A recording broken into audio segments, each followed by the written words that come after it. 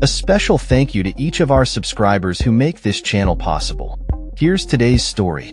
In a significant escalation of hostilities, the Israeli army announced on Tuesday that its artillery had targeted locations in southern Syria following reports of projectile launches from the region. This action comes amid a backdrop of ongoing Israeli military operations against Syria, particularly since the ousting of President Bashar al-Assad.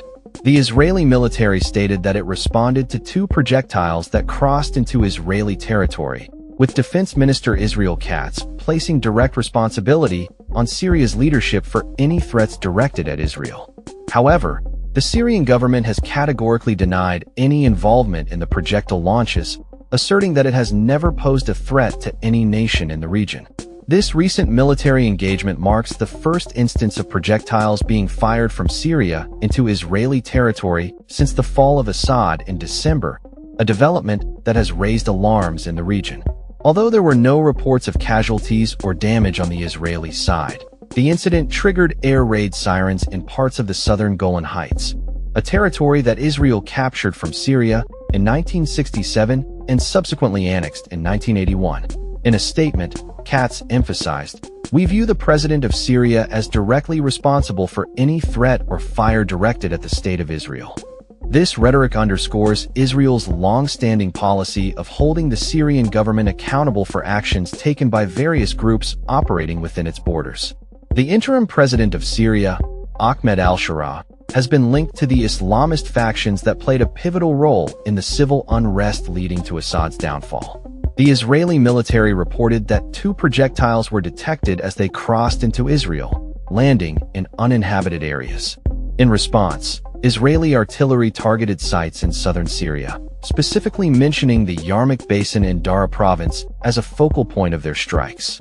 Reports from the Syrian Observatory for Human Rights indicated that Israeli bombardments had struck agricultural land, although no casualties were confirmed. Witnesses in southern Syria reported violent explosions, particularly in the towns of Quneitra and Daraa, following the Israeli airstrikes overnight. The Syrian government condemned these actions, labeling them a blatant violation of its sovereignty and warning that such strikes exacerbate regional tensions. The Syrian Foreign Ministry reiterated its stance of non-aggression, stating, "Syria has never been and will never be a threat to anyone in the region."